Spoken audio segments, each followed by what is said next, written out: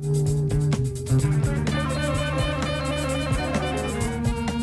welcome back to Never Iron Anything Comics Review Podcast. It's episode 157. This week, the co-host chair is our buddy, Al Henderson. How you doing, dude? Greetings. Good to have you back. How are you? Everything good in the world of Mr. T?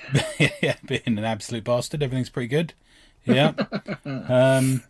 This is actually the fourth podcast in August, and the third one we'll have put out if it goes out today. Because we did two right at the start of August, didn't we? We did Superman, and then we did the Johnny Cannon one. Yeah. It does seem to be thick and fast when it wants to be, and then again, you're about to go world trotting, and I'm going to Baltimore and SPX if anyone's there. Come say hello. Yeah. Very jealous. Well, you've done Baltimore, haven't you, before? Because you always tell me about what a good OA show it is. I have. It is, and it's where I met the artist that we'll be discussing tonight. Oh, did you? Okay. It was at I'm going to say the Heroes Initiative table. It might have been the Comic Book League Defence Fund. It was one of the charity tables. I get you. Because he's with Felix now, isn't he? He's been with him since about 2016. He was there doing a signing and do little sketches. So that was nice. Yeah. Well, good on him. Yeah. Good stuff. Are you busy? Busy with comics? Busy? I'm guessing you're busy with work, but are you busy getting some comics time in, or?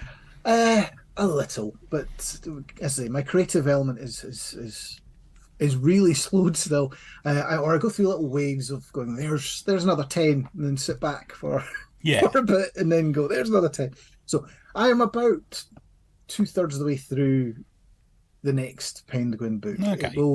It will be there. As I say, I'd really like to get it out this tax year. For I was going to say you're going to get it out before Christmas, but tax year makes sense. Yeah. So between now and next April. It's, but that's just me being my. That's a whole page on your tax return, isn't it? Let's face it. Yeah. Well, it's more about the fact you want to offset previous losses and all that sort of stuff. So you can utilize them properly. Anyway. Yeah. But no, printer ink. Staplers. Staplers. That box waiting in the garage suddenly got very wet, and there's the stock written off. But, all that sort of stuff. You've had a few accidents. We're getting old now, you see, that's what happens. That's what happens. Yeah. But no, beyond that as well, it's about getting ready for other bits and pieces. I've got a event next month in Glasgow, the Acme big event. Oh, you're doing that, are you? And you've done that one before though, haven't you?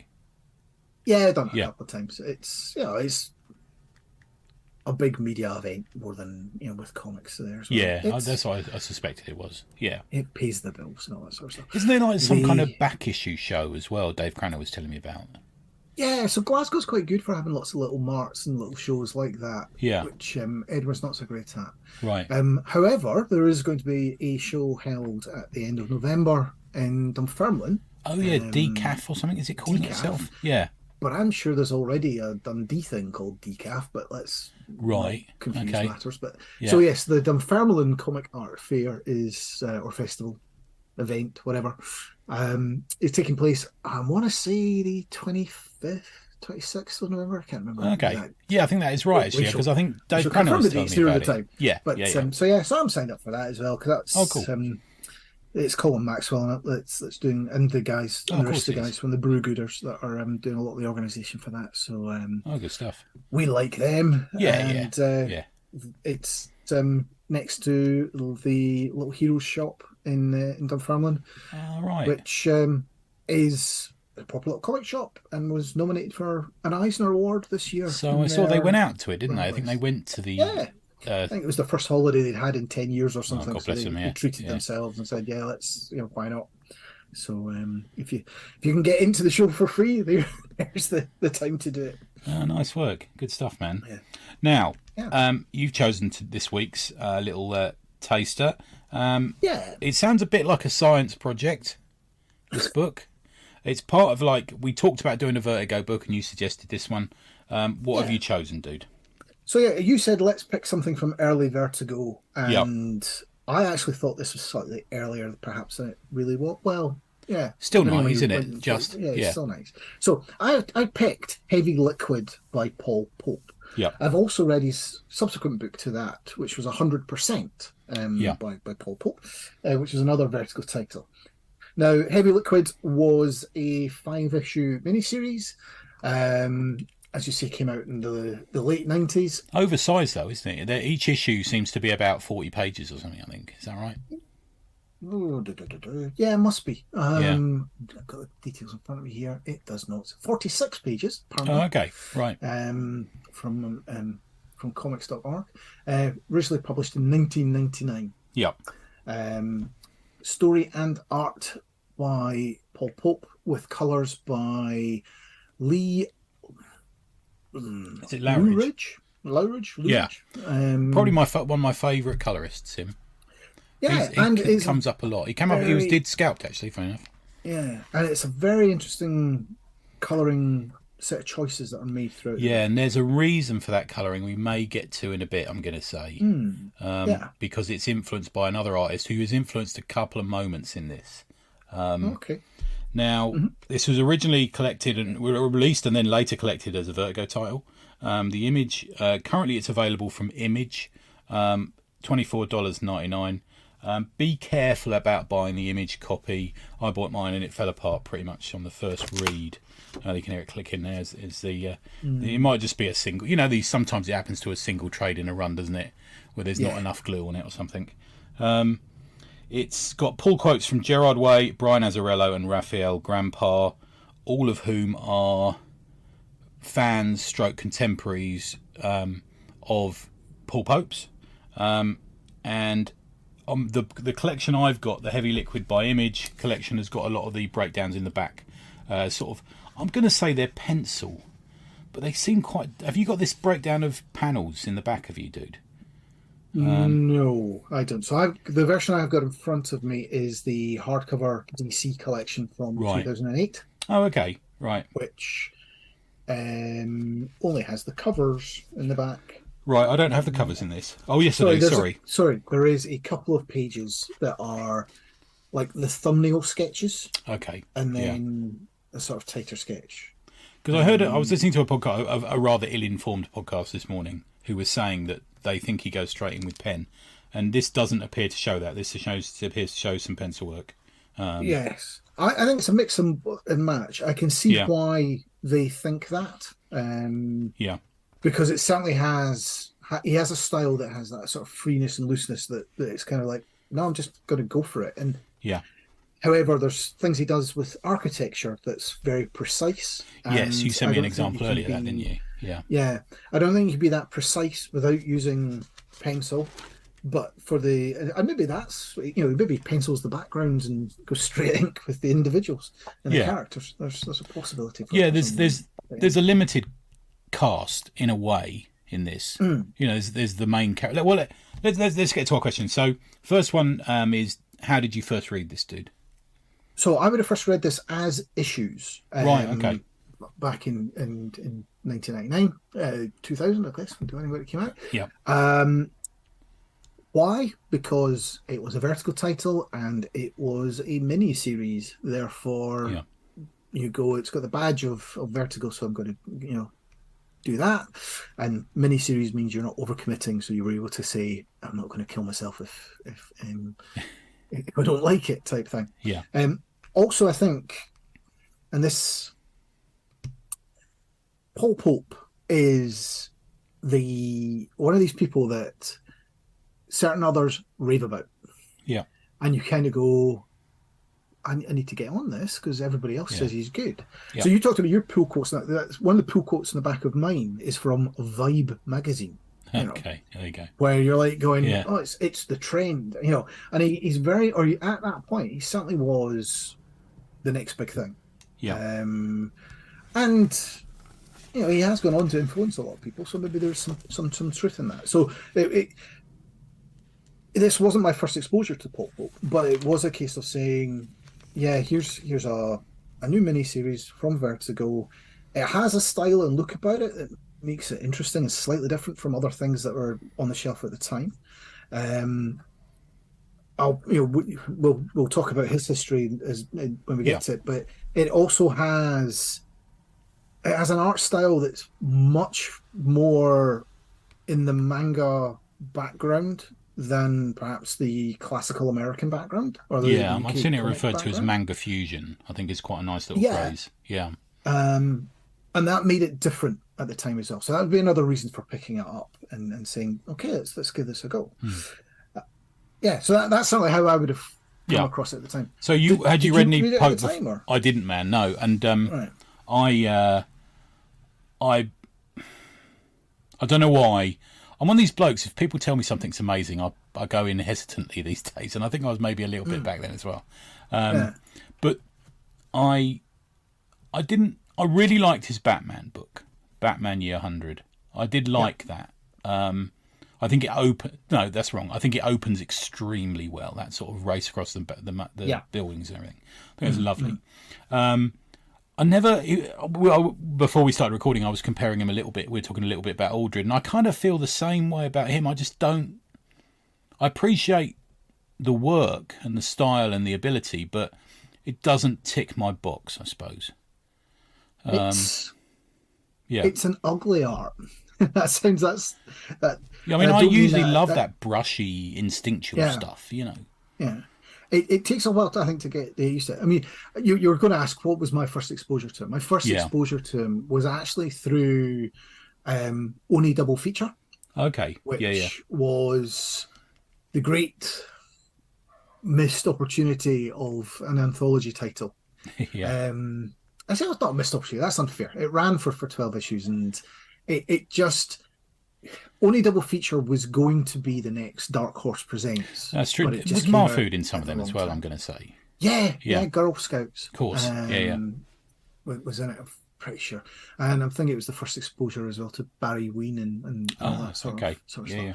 So Only Double Feature. I think to me, it was my chance to get on the ground floor because I hadn't got on the ground floor with Dark Horse Presents. And I always think with some of these anthology titles, if you join them halfway through, you're always sort of chasing your tail with the bits Yeah. of the stories and stuff. So Oni Double Feature was the new books that came out from Oni, and it was their chance to say, look, we're going to take some chances with some different artists and art styles. So it helped. It had the Jane Silent Bob storyline in it as Yeah. well, Yeah. which meant people would go and buy it for that. But it introduced people to lots of new different things for that, and that would have been my something, certainly my first thing Do you for know Paul what? Pope I from think that. I think I've got a few of those issues, so I think I do have him from back then. I do have Mm. comics from him. It's one of those things you sort of. I think I've got the Criterion edition of Lone Wolf and Cub as well, which I think he did the cover for. Yeah, he did the cover box set cover for that. Yeah, Yeah. I think I own that as well. So, and that's where I think and he's done loads of DC covers of late. That seems to be his Yeah. stock and trade of um, but he's as I say initially because I had friends who had read some THB. I've never read any I haven't. THB. Yeah, yeah, Who utterly raved about it. And like you, it's THB is almost one of these things where it's this mythical independent comic that if you didn't get it when it came out, it was almost impossible to get, yeah. and Okay. therefore, and I know there was stuff that was later reprinted by Dark Horse and stuff, Yeah, but it was a case of at that point in time you were like going, well, I've missed it, and it was small press and essentially, so there was no way to get it, but he was being held up as the hot thing. yeah. He looks like a rock star, or he certainly did back in He 1999. also looks like the bloke in the comic. He looks exactly like the book in the comic. And if I'm going to tell you, if you get around to reading 100%, Yeah, I've seen some pages, so I get one of you. the characters in that looks exactly like him as Yeah. well. He Yeah. clearly uses a lot of self-reference, which is fine. I've got no issue with that. Nah. But though it does raise questions about, and when we get into the story, what is his tipple of choices. Yeah, which is heavily lent on in this. Yeah, You know. yeah. But yeah, as I say, so he was one of these people that you're going. Now, I would have then read the Only Double Feature and read this, and I remember thinking, it takes my tastes at the time would have been much more classic spandex comics, if you will. Yeah. And as I say, I would have seen this and I would have gone, this is a really ugly art style. And I just make it bad. That what I'm meaning by that is it's messy and Okay. um it is rough and ready. In the same way, I'm trying to think who, if people who've never seen it, what would like it. Jeff Lemire has a very similar Yeah. look. Yeah. I Slightly would less imagine he's been, proportionability as Pope has. yeah, Pope gets the human figure in a different way, I think, than Lemire. yeah. But yeah, I But get I'm that more meaning completely, man. Yeah, that sort yeah, of dry brush approach, yeah, and so it takes a while to go. How do I get comfortable with and then it suddenly clicks, and you go, actually, this has got the motion in it. This has got there's very few, nothing static in terms of the way he draws things, and particularly, he draws a lot of motion, a lot of things, and that's because of his background with regard to the manga yeah, and whatnot. yeah, definitely. Um, Before we get too far into it, dude, did you want to give a little summary of what this comic's about? I know I'm gonna give. I was going to say I suggested you read the blurb from the back, but you said no. I've got something I'm going to say, which might not only tell us what it's about, but also explain some frustrations we have with it. Yeah.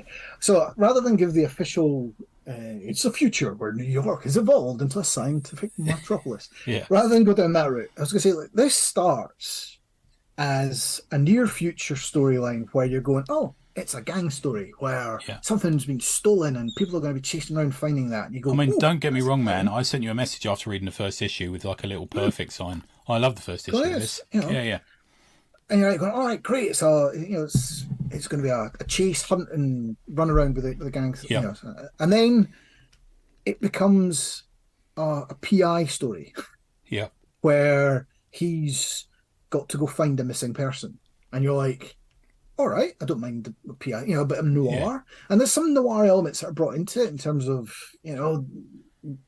the maiden and the and all this sort of stuff about trying to track people down and things. And you're like going, okay, but nothing seems to have really happened with the gang piece. It seems to have kind of gone away. And then towards the end, it becomes let's have an alien encounter. becomes full sci-fi, doesn't it? It becomes sort of Yeah, mainly noir, but set in the future. And by the end of it, we get yeah. some sort of strange. But Though, but I was to say, by the end of it, you are left going, is this actually happening, or is this just him well, saying, this is my fever dream or yeah, drug trip? because Yeah. I think there's an attempt here to do Fear and Loathing in a manga setting. There's a little Yeah. bit of that, isn't there? He's a man. Yeah. He seems to manage to travel across the world and still have 2 jars of drugs in his pocket at all times as well. Clearly, customs Yep. aren't doing their job in those days. But yeah, I Well, meant it's to also ask got you. Sorry, the go on, mate. New York to Paris in 3 hours. That's what they're saying, is that, and Yeah, there's the throwaway line about, can you imagine what it used to be like in the past when this took 8 hours flight or something, and that sort of stuff. that's when he's sitting there and he has Um, his teeth pushed into the back of his throat because he's going so fast, isn't it? That bit. yeah, And yet then he has yeah, to take a train later on and it goes really slowly. And I'm like, I don't understand. This is just purely for narrative construct. You know. Yeah, it's an yeah. interest. I have to say, I really enjoyed the first issue. There's some really interesting elements which we're going to discuss. And by the time I hit issue 3, I honestly, man, I found it interminable. I began to not care what was happening. It rambled to me. I felt that it rambled so much. I There gave is up on it.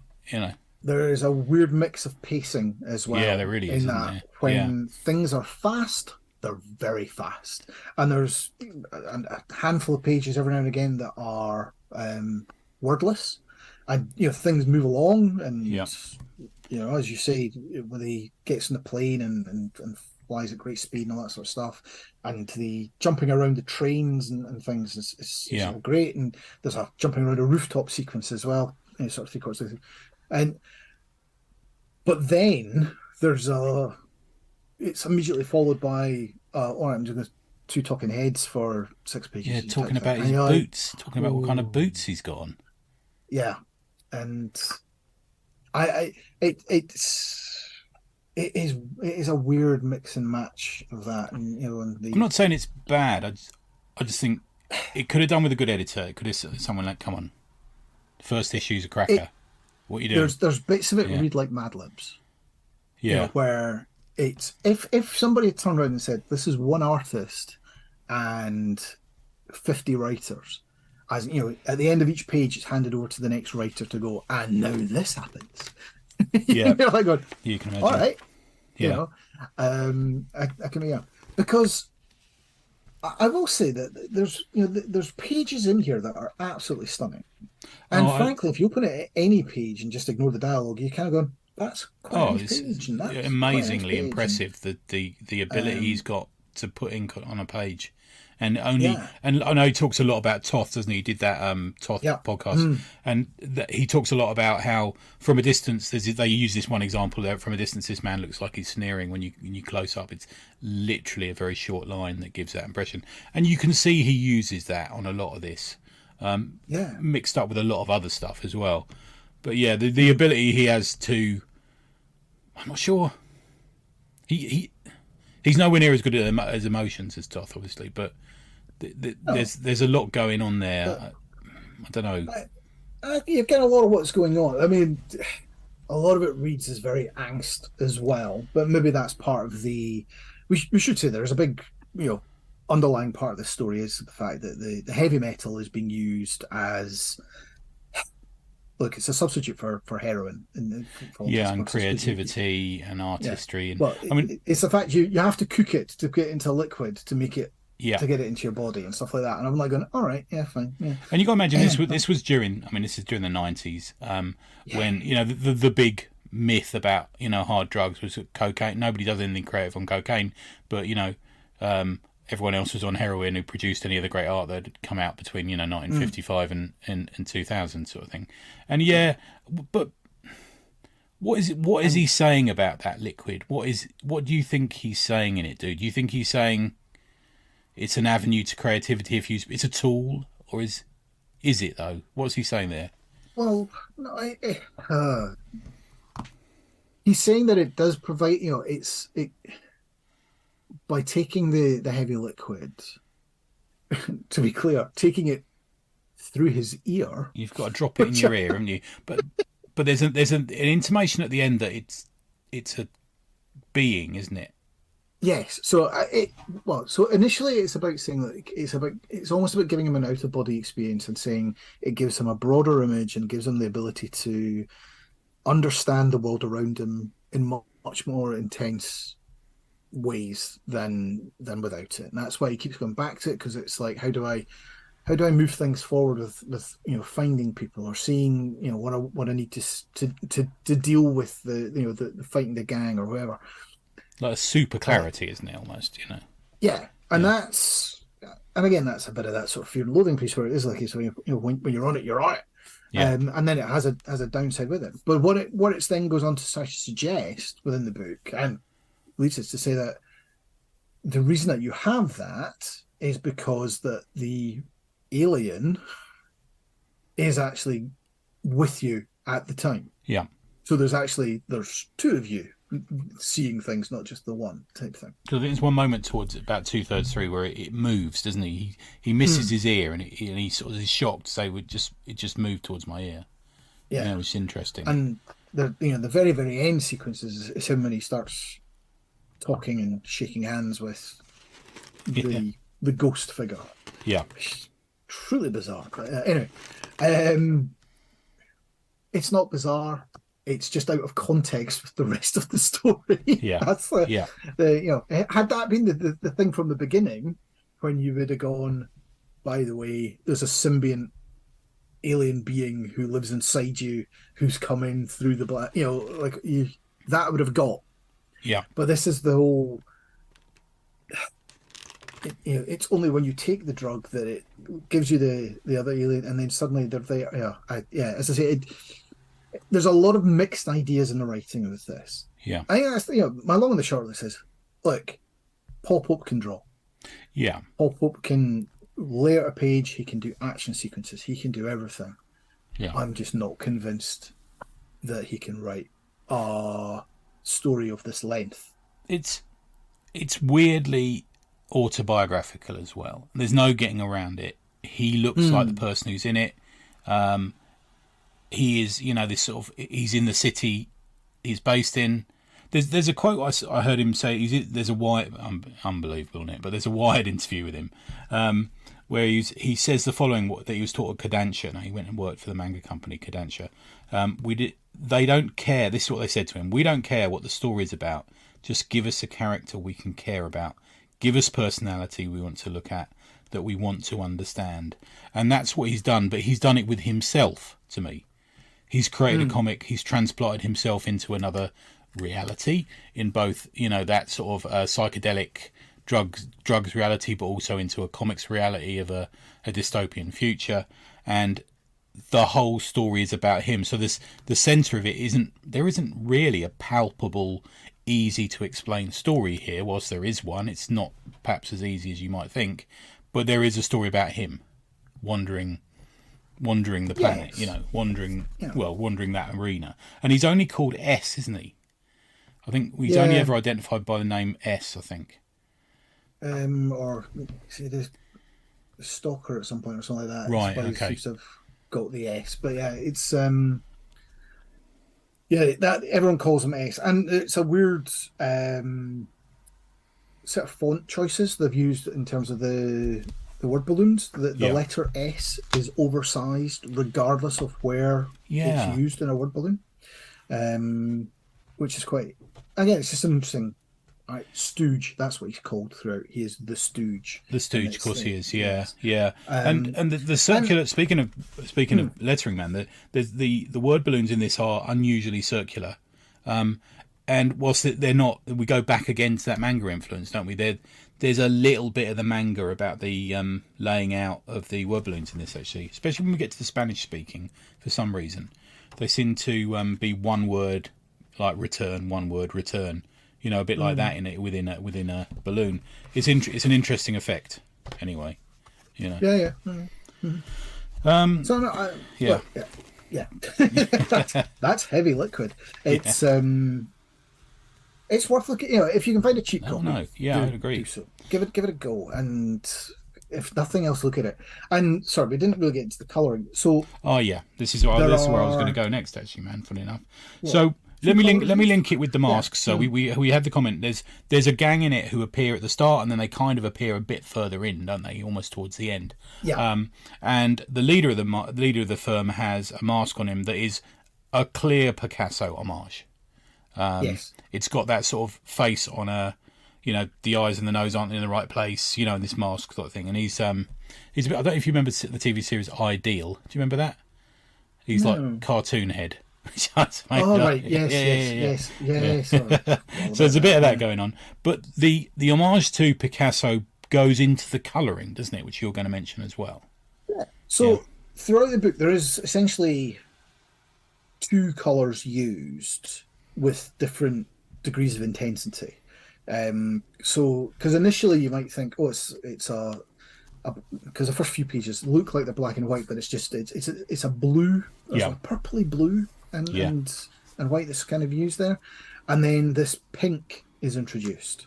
Yes. Now, and it's more than an accent color, because some panels are all done in pink, some panels are all done in blue, and it is there's a degree of intensity in the pink, though, that particularly when it gets to some of the flashback sequences where it's almost taken to a full blown red in terms of saying this is the so you can differentiate the flashbacks. But it gives the pink and the purple bluey colour are quite pastely at times, so it does give a degree of softness that creates a really interesting atmosphere with a lot of the places that he ends up going to. Yeah. That means that there's a scene in a bar, sort of 3/4 where he's getting sushi, which is one of the scenes that really confused me, having read both this and 100% at the same time. Oh, does it happen in both books, is it? Yes. All right, okay. For entirely different purposes. But you get the feeling that it's like, it's not a hot restaurant, but it's quite, you get there's a warmth and a comfort that comes with the fact that so much of it's done in pink on that page, while there's scenes that are done as outside. Particularly, there's a page I absolutely adored of a sort of New York alleyway back, which I shared with you, versus and compared it to an Eisner page, where again it's basically the blues and purples, where again it's creating it's giving you a feel with regard to just creating the color helps add to the atmosphere. It's almost to me counterintuitively, nicely counterintuitively to what we see these days in so-called cyberpunk, which seem to be just a glare of pink and purple. This there's through the ability, no, there's not. Is there? There's a dirtiness about this, but it still gives that cyberpunk future dystopian thing a go. It's still very palpable, but we don't have to do that overpowering fucking colour that seems to hurt everyone's eyes these days. Now, did you discover the reason for the colouring? No, I didn't. Okay, so this is, I think I got this in one of the interviews I read. I'm trying to see if I made a note of it. It may have been the Wired one. I think it was Podium. I read an interview in Podium. And the colours in Heavy Liquid, the pinks and the grey blues, which you just mentioned, are an homage to Picasso's blue and rose periods. All right. So it's another Picasso reference, which is interesting that he's gone with that. Picasso being one of the people present as an overhanging presence in this series, and the other, so which is I get that completely. I can imagine he's a student of fine art. He talks a lot about fine art in a number of the interviews. Paul Pope, I can imagine he's an influence. The other influence that I kind of find from the start there is Byron. Now, there's a quote at the start of it: "All farewells should be sudden when forever," and it stuck out for me, that line in the comic. I thought, I think the girl says it to him when he's leaving, and I thought, I've got to look that up. That's clearly something else. That's clearly a quote, and it's from Byron. And let's face it, if there was anyone that in comics emulates the mood that I get from Byron, it's Pope. I mean Paul Pope. I didn't tell everybody that. It's an interesting one when you start Googling Paul Pope and everything comes up with John Paul. Yeah, I know. Paul Pope the second, John Paul the second. Yeah, I know. Wouldn't that a pain in the arse? But that's fun. I mean, he's got other influences that he's quotes about being, a lot of Italian and French artists. But he also, as you say, hugely influenced by Toth.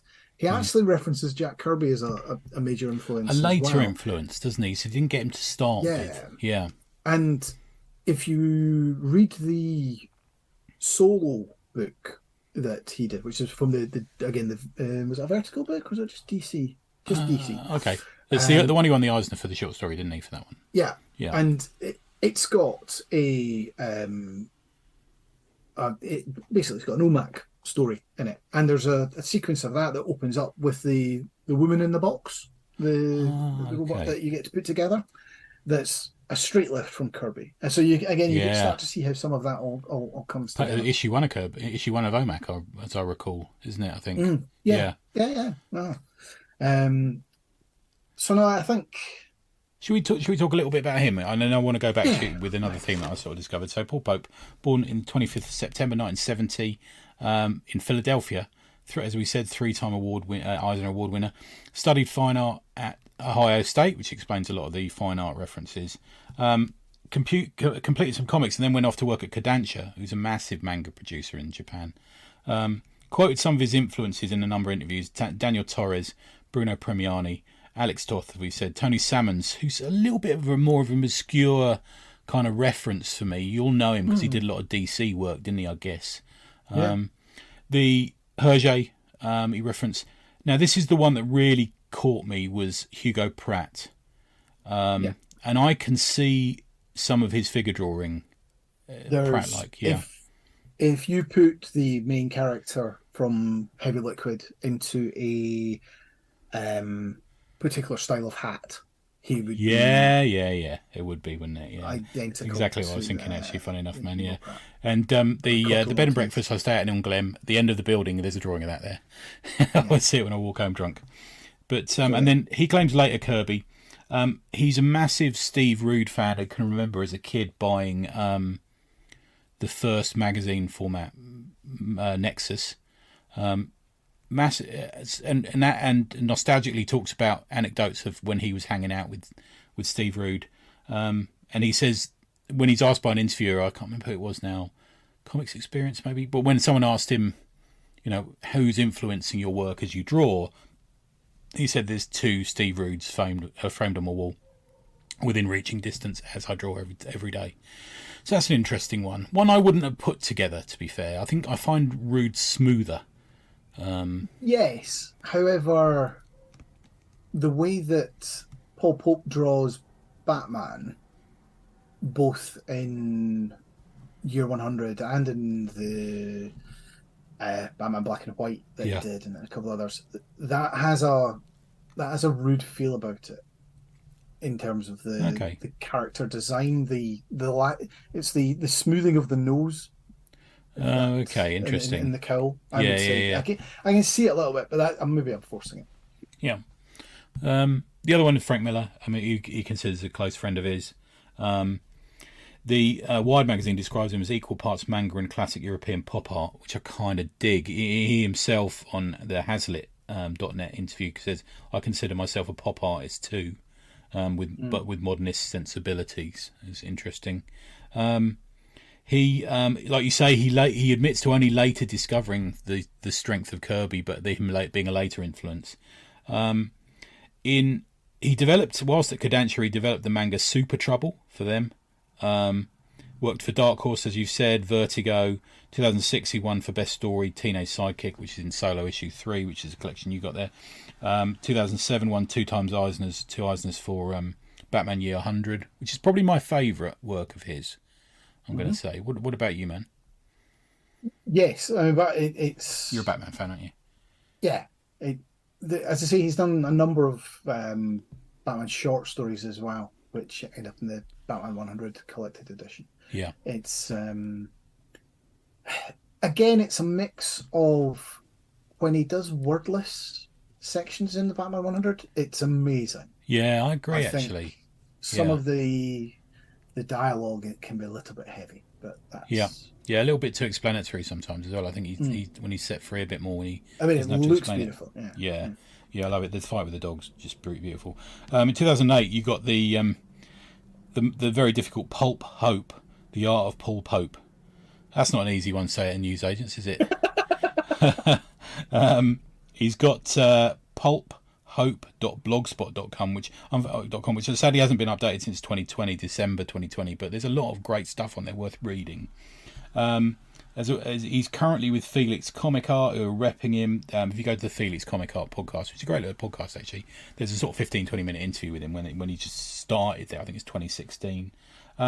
Almost everything is sold out on the Felix site, apart from a few, which I thought I'd quote some of the prices. You remember Dark Knight Returns Golden Child? Do you remember that series? Yeah. He did a cover for that, and that's $6,000 in dollars, $6,000. Harley Quinn Invades the San Diego Comic Con. There's an interior page for $2,500. Ecstatics interior pages, which there's a number there, which range from $1,000 to $2,200. And there's a Batman Year 1. You can buy from issue 1 to 4 the story pages. I guess they all come together the way it works in that book, and all 4 of them will cost you $72,000. As we said, he did the Criterion Collection for Lone Wolf and Cub. He's done a number of sort of covers for things like that. He suffers from carpal tunnel, and he is trying to do... Well, he keeps saying he's going to do this book called The Tao of Paul Pope. Have you heard about this? Nope. Which is kind of...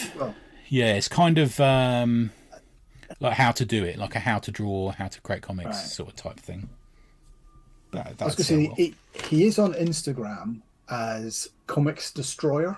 Oh, right, of course he is. Yeah. And for a while he was putting things up very frequently. It's been 2 weeks since he last posted something. Oh, it's not bad. That's all right. But whatever. But no, it's worth keeping an eye on that as well, because again, it's a lot of good sketches in there and Weird and Wonderfuls, and you'll see lots of different, everything from Lone Wolf and Cub, as we say, through work that he's done actually. I see it's been liked by our friend George Pratt. Oh, and there you stuff go. like that. Where, Nice. but some Native American stuff and also Oh, cool. anyway, Yeah, yeah, everything that's in there, and it's a lot of good sketches and things, yeah. which I actually think is when he sometimes at his best, being really just go let Yeah, yourself, yeah. Like you said, instinctual before, but we like that sort of just that skill, that talent coming through on the page, isn't it? It just lays it mm, down. Yeah, no, mm, yeah, you're right, man. So he's a man who's been there. He's slightly younger. He's been slightly older than you, slightly younger than me, and he's travelled the comics and the fine art and the advertising and the album covers and the DVD covers and all that. So he's travelled that world even to the point of 1999. He's done a lot of stuff. He's been employed in Japan, by that yeah, point. To me, there's a few things that stick out in this that lead me to think it's a commentary on the art world. There's a couple of quotes. Here's one of them. It's easier to buy art than to make it, but oh so much finer to make it. Seems to me to be a commentary on either, or it might be all of these of, comic publishers, book publishers, fine art dealers, stuff like that. Then he says they killed art. They killed art years ago, and they replaced it with a simulator. yeah, Which I which think is is very great. prescient. As you Yeah, say, God, yeah, when it's a yeah. quote from 1999 versus a little before. How is he I, feeling I, I now? also Yeah, think it's very interesting that in both this, in both Heavy Liquid and in 100%, there's a lot of things actually in it where I'm like going, how much of a futurist is he? yeah, Because there's things predicted in this where I'm like going, that's not that far away from, or things that didn't necessarily really exist in 1999 but have now come into place. Not least of which is the use of anytime that they do either a telephone call or a video call or whatever, it's called a thread. yeah, And I yeah. thought that's fascinating in terms of how that he gets to It's a that. bit like that But I useless mean, phone app that's just come out. yeah, the but certainly the bit in Heavy Liquid where the missing person that he has to find is the artist who turns out to be an ex-girlfriend. Go figure. Which is also interesting. Um, So he's searching for the artist. Is part of it to me. He's searching. Maybe is this yeah, drawing too much to the feminine side of the art world? yeah. Of his own artistry. He's trying to find. But this is where it wasn't very hard for him to find her, which seems awfully. Yeah, I Why was know. he selected I don't know. And Mate, I've given up by that. I was just reading, and you looking know, at the art on pages. Yeah, and she's gone. You're right. She's done something. Art's been replaced with simile. She'd kind of given up about being an artist, but again, flips pretty quickly to say yes, she'll work for the collector. Now, do you want to give out the collector's name? remind me. We're written down. Mr. Gaylord. Oh, of course it is. Yeah, something Gaylord something in it. What's the second word? Yeah, I'm trying Yeah, to find the other thing, but where I was yeah. just like, going, what? All right, fine. And it was just like, Maybe really? it's a bit of a sort of English name. I was thinking at the time. Mm, That sort of kind of posh English bloke thing going on. it's sort of Yeah, like Gaylord Schultz or something like that. yeah. I It's think not, you might anyway, be it doesn't right. really matter. Yeah, It has that where, but again, it's the flip where she immediately goes, okay, I'll do it. And you're like going, if you've ran away to Paris to not be an artist, and suddenly you're immediately back onto it. And again, it's a weakness I think there's a weird thing here, but if this story had been told over 60 issues, it could be really, really good. It's as I say, it's a problem with the pacing at times. yeah. Gaylord Schmelz. There you go. Clear smells. That's a There you name, innit? go. That's a name and a half. Schmelz. Yeah. Oh, I It just don't suddenly appears that understand. name. I felt like saying, "Why are you Yes. saying the whole name? Why are you saying all Well, that?" well, Yeah, given that it's all like, who is the collector being the person who's asked him to find the artist, yeah, because not only is heavy liquid usable as a drug, it can be mixed with other metals to create a weird alloy that creates interesting art. Um, Again, it's Mad Libs. What are we going to do next? yeah, Make art out of it. yeah. But yeah, there's certainly something in here where he's Alan, I going, don't think we understand because we're not true artists. we don't. No, certainly not. Not, yeah, piss artist perhaps, but that's Yeah, another yeah, story for yeah, another day. The I'm with you. I like to look at this, yeah, and you're probably at that. The one story of his that you did not mention when you were doing the rundown Okay. of his work that is worth, I think, calling out is his Adam Strange that he Oh, did yes. as part of Yeah. Wednesday Comics. Oh, man. What an experiment that was. I kicked myself for never buying that hardback. The oversized hardback. I guess you'd have got it, did you? Yeah. Yeah. I've only got the originals. And they look a bit like, I don't want to keep taking them out of the bag, those ones. Exactly. There was always how do you store those originals? Because there's a reason that they were properly newsprinty thing, but it should disintegrate with time. Yeah. But yeah, it's again another one that's worth checking out. Again, because it's possibly smaller and tight, well, bigger in terms of the size of the page, and I believe he works on big bits of paper. Oh, okay. But it was a tighter, storyline, and that whole thing about having to hit beat points at the end. You had one page every month, every week. I can't remember. Did it come out weekly or monthly? Did it? I can't remember. I think it was weekly, wasn't it? Off the top of my head, is that right? Could have been. Yeah. God, it's a while now, isn't it? Yeah. 2009. Right. Weekly anthology. There we go. But it was certainly one I think is worth being aware of, because it's he had it, and Adam Strange works as a character for him, being that he's really good at sci-fi, dystopian outlooks on, where it's not all shiny and bright and it's spaceships. Sci-fi. Yeah, it's it's Red Dwarf. It's not Star Trek. Yeah, it's that sort of mix where it's not quite perfect. Yeah. And so he has that mix. So I would recommend it as part of the thing as well. Cool. Just to finish off with, I think I probably made I told you today that I'd made a terrible mistake, and I'd listened to a number of interviews with him. But the influences outside of comics, these are the ones he quotes in one of the interviews, was philosophy, food, dreams, Carl Jung, healthy relationships, and music. At which point I texted you. But it's not. I'm glad you. Do you know what? He's always one of those creators I've always thought I need to read more of. Maybe if I read some more, I would get it a bit more. I'm not sure, but I can look at some of the pages and I fucking love them. He has a habit of doing a sort of 2/3 page splash with two smaller panels down the bottom. It's a sort of recurring structure thing that he does, and certainly in this, and it looks lovely. I think that really worked for me. But I'd like to see him do another. I mean, he's certainly better than a lot of the artists and a lot of the creators we're seeing at the moment in the big two. And I'd like to see him get hold of something like a Batman or something similar, Moon Knight maybe, something like that. But I'd like to see someone else write it for him. Or someone who's got with him. Someone who's out there. It'd be lovely to see him back with Miller doing some more stuff with Frank Miller. Somebody like that maybe. Warren Ellis with his sort of big ideas might help. There's sort of parallels, aren't there? But thanks for that, man.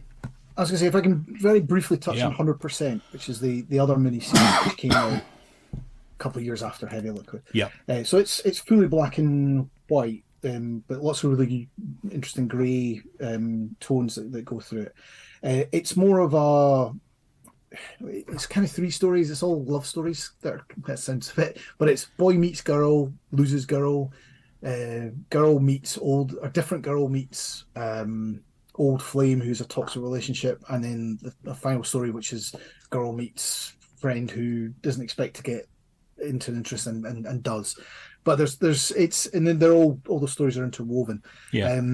Again, very beautiful to look at. There's scenes in it where one of the artists is an one of the people in the storyline is an installation artist, right? And maybe I was reading it during the Edinburgh Festival, and I was thinking, yes, I bet that annoys you. They've got some, they've gone, where this woman walks around the stage dropping eggs, and that's her art, and I'm like going, I'm pretty sure that is a Fringe show. I think you're right. Yeah, but I of the two, while I love the colouring in Heavy Liquid, I actually think 100% is a better read.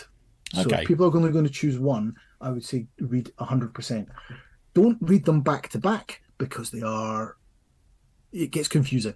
Okay. Right? Yeah. Not least of which because a couple of the characters look quite They're similar. very similar. Yeah, yeah. But yeah. So that would be the other thing I would add. Good stuff, man. Good. I've actually got 2 suggestions, one of which you've mentioned for our next one. We can have a chat about in a minute. So you've got Acme, I've got SPX and Baltimore. Anything else you're digging reading at the moment, dude? Digging reading at the moment. I'm just working my way through the monthly DC runs, and that's right. There's bits and bobs in that are. I read the Gnaut swimsuit special today. It was terrible. I chose to pass on that one. Are you reading Peacemaker? No. I saw that you were. Fucking great. There's a supervillain powered by cocaine in that. So there are parallels to this read. Joker, the Man Who Stopped Laughing is actually really good too. But you might as well wait until it finishes now and pick it up as a trade. Yeah. Which was it's drawn by the artist that did Magneto Testament. So nice. Again, well, I'm all over that then. I like his stuff. Yeah, Kelly was. Yeah. Oh, great. The I don't know. Are you going to pick up the new Flash book? I don't know. No. Why? No. Or should I? Well, they're rebooting it, aren't they? They're giving it large. It's the new Swamp Thing or something. I don't know. Something that sounds like it's probably not, but Isn't everything? Yeah. Everything's the next big last thing. Are you giving Night Terrors a miss, or are you reading it? I'm entirely missing it. Right. Okay. And yeah. I think that there's, and it was partially because, you know what? I'm. It's a jumping on point. That means I can jump off. I mean, it's one of these sort of things that DC does quite well, doesn't it? They do this like event that gives everyone a bit of a breather before you go back into the main book again. And now we've got this sort of Batman Catwoman war thing coming up, haven't we? Or just started. And stuff. So no, I the same way that I ended up giving Death Metal a miss, I thought I'll leave Night Terrors out. Though I am hearing that one or two of the individual episodes. Yeah, the Joker one's good. Simon Russell talking about that in Slack, and he said I should read it, and I did dig that. And it's nice to see Sandman back in his gas mask. That's quite cool. Dead Man's About as well is quite pretty good. There's a couple of the Flash. I wouldn't give the Flash one a go. There's the Batman and Superman ones. I mean, the Batman's just a fucking other retelling of his fucking origin again. Like, Who needs? That's the... I know. Yeah, there's a load of falling pearls in that, which did amuse Mr. Cumber. Oh, cool, man. Good stuff. We were chatting about, we've got a few Kickstarters on the way. Good to see Johnny. By the way, if you're listening to this, you hopefully will have listened to the Johnny Cannon, the United going underground. If you haven't, go back and listen to that, and you've still got a couple of days to back it. He's almost at 100 backers now, which for a hardback book like that is cracking numbers, I think. Yep. It's going to be a lot of trips to the post office for him. So, yeah, I know. Yeah, he's got strong legs. He tells us, so he'll be fine. That's true. Yeah. He'll do an arms day as well as a legs day. Yeah, he needs to work on that arms knee. Yeah. Good stuff, man. And thanks for that. Where can we find you online, dude? On certain forms of social media, just search for @Penguin. Are you in all the new places? Are you on that Blue Sky thing and all that blah? No, you've got to have a friend invite you to Blue Sky. Yeah, we ain't got any friends, man, have we? What's going on? Let's go. Yeah, we're on the Slack. Come and join us at the Awesome Comics Podcast Slack, which is a good place to be. Everyone's friendly and there's loads going on there at the moment. I think it's loads of chatting, which is nice. Loads of sensible It's starting to get stuff. difficult to keep up with that. I'm going to have to drop a few of the channels, I think. Because well, it's nice to know that. Next? Yeah, it's good. Yeah, there's a big conversation about it being Crumb's birthday yesterday. So and then a couple of people went back and listened to our little podcast with Eamon, which is I think the most highest rate, the most listens of any on this channel, which is quite nice. So yeah, there's that. I go and find me neveronanything.com. I've started doing a tops and bottoms, I'm calling it, of Longbox Mountain every Wednesday for the best thing I've read that week and the worst thing I've read that week, and compare and contrast. So have a look at that. And otherwise, thanks out, and we'll have a chat in a second.